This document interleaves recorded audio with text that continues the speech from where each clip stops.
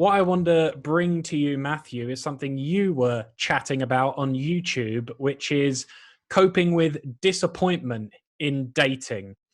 This video seemed to really resonate with people.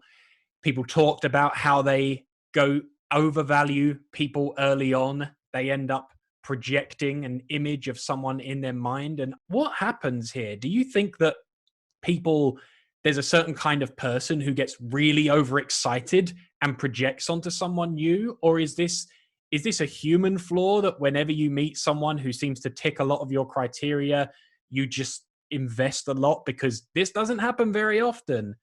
What do you think?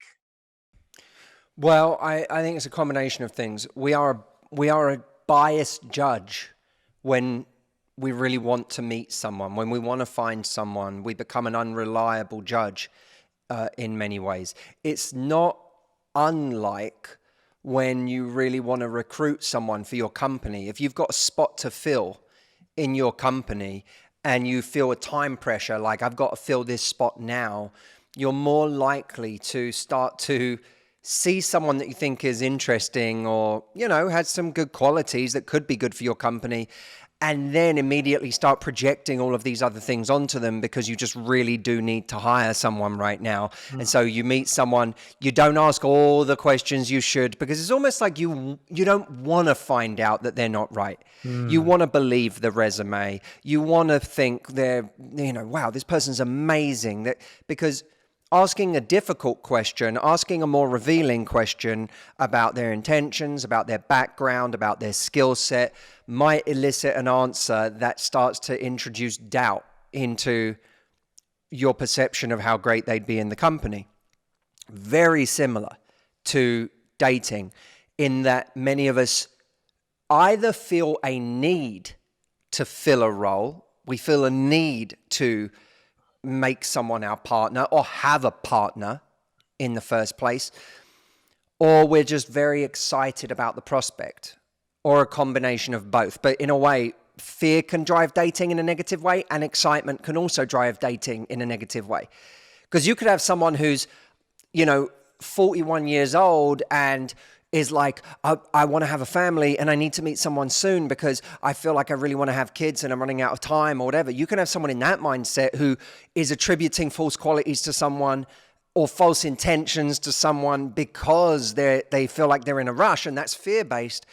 But you can also have someone who's 21 and just desperately excited about being in love and having a boyfriend, and someone comes, or girlfriend, and someone comes along and they go, oh my God, they're amazing, because they're so excited about the idea of being in love. So I think we're a biased judge, and we always have to be aware of that my want for this thing to happen, my need for this thing to happen might be coloring my judgment and might make me size up this person too quickly before I can possibly know A, how right for me they would be, and B, how much they're willing to actually invest, which, how do you really know that until you've given it a little time? We had a good comment on YouTube from Sam, who said, I am guilty of creating an idea of someone in my head and falling in love with that idea. One way I prevent myself doing this is giving myself a rule where I don't allow myself to get invested until at least date 4. I keep reminding myself I'm still in the getting to know you phase, and the idea I have of them in my head is not reality. Now, what I want to ask you, Matthew Hussey, do you think that one can rationalize themselves into this position? Do you think it's something you have to train yourself a little bit to do?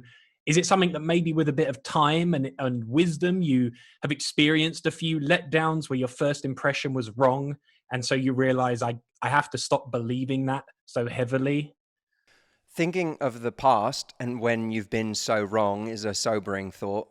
I think that anytime we think everyone thinks they're such a good judge of character, and we forget all the times where we've just been incredibly wrong about somebody. So I think it's dangerous. It's good to remember those moments where you were completely wrong, where you thought someone was the love of your life and you couldn't have been more wrong. So that's the starting point. If I was going to put us as two types, I would say I'm more cautious and you are slightly more passionate and, live on I your. have been known to fall in love with someone who's getting their coffee No, and I've never spoken well, I to. think uh, I have seen that I before. will see, you're saying that I see someone in a coffee shop and immediately think that's the love of my life. Right. Well, I guess you enjoy story a bit more in that way, and I can be a little more guarded and cautious sometimes to a fault. Like I'm sort of I'm sort of a romantic type, sort of almost a prince. I don't know if you're saying this. I don't want to put words in your mouth, but I'm almost No, sort of like a please Prince don't do Charming. I'm like a sort of Prince Charming sort of figure, and you're like a sort of disillusioned, sort of embittered, curmudgeonly old wretch. Right.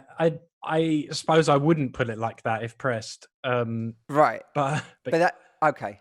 but so it's hard, isn't it? Because you get too cautious and you are then not open to things. And I don't think I've fallen into that trap. I think I have been open many times to falling in love in my life, but it's you don't want to keep going through again and again and Can I?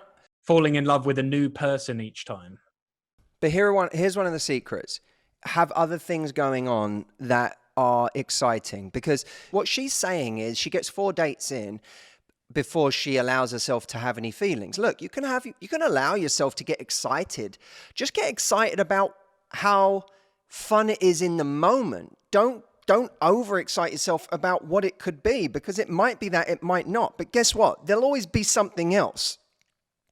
And even if there's not someone else, which there will be, but even if there wasn't someone else, there's something else in your life that brings you joy right now.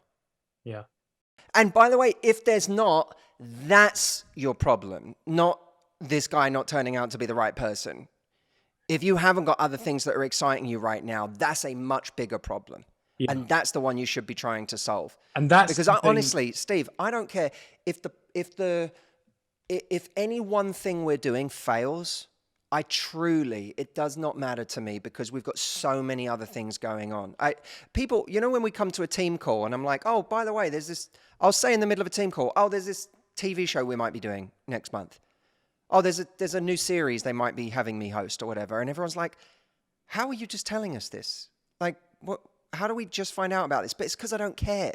Yeah. It's because I'm like, there's 10 other things I'm excited about this week. It'll happen or it won't. That's all right. That's how life should be. I think sometimes of that Churchill quote, the success is all about going from failure to failure without loss of enthusiasm.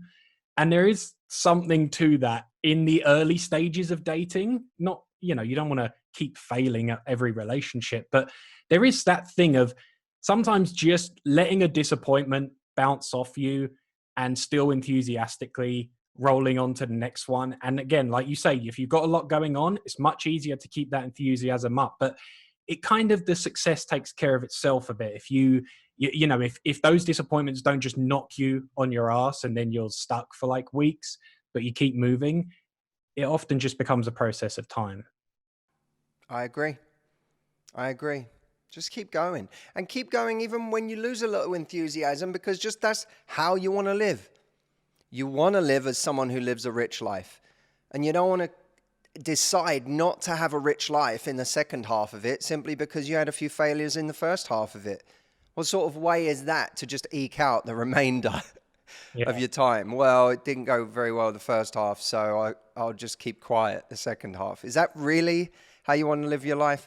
You don't have to be excited or enthusiastic all the time about your losses, but just decide, I want to be the kind of person that lives a full life, even if it means going on bad dates or whatever. At least I'm out there and having experiences in life. I'd rather do that than do nothing at all. Steve, how long have we been going for? It better not have been longer than 15 minutes. We've hit time, so I'm going to have to wrap this up. Or how long? We're about 3 or 4 minutes over time. Right then. There's a big noisy truck going by right now, so that's good for the audio, isn't it? You've done a classic male thing there, Steve. Can I just say? I said how long, and you said it's about time. Knowing you'd gone 3 or 4 minutes over what we said we were going to do. Right. Just keeping intentionally vague about it. And do I do a male thing now and not apologize? Is that a male thing? Or you just I'm sorry, no, all right? I'm sorry. Feel free to gaslight the fuck out of me, Steve. I'm sorry. There. I'm sorry you got annoyed. So...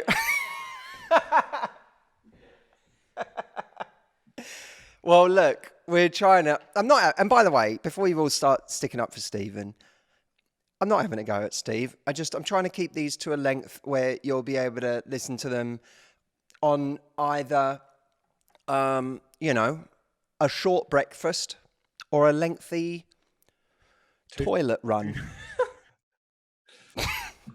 Speak for yourself. Well, thanks, Steve. Is there anywhere people should go? Or should they do something? We've got a virtual retreat coming up. It's coming up real soon. So if you want to not worry about disappointments, be able to have your confidence at an all-time high so that you can just boulder through that shit, go to mhvirtualretreat.com and join us for our virtual retreat. Guys, please come.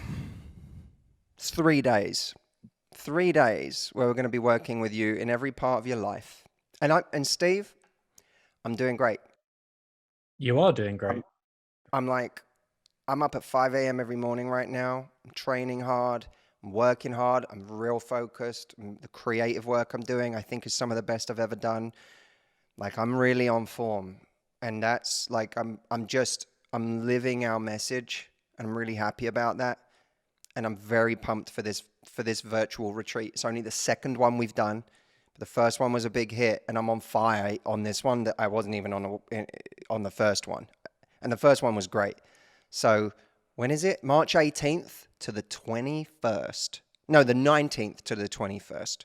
That's right. Go to mhvirtualretreat.com.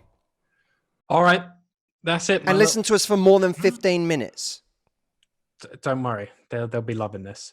Thanks, my little pickles, peaches, puddings, and pears. That is all from us today. Thank you so much. No, that is not your sign-off. You don't do that every time, do you? Not every time. I change it up. Peaches, puddings, and pears isn't your regular sign-off. Peaches, puddings, pickles, and pears, and I mix it up. I'll have you know. So you mix it up, but you remember exactly what it is. That's one I do occasionally. Right.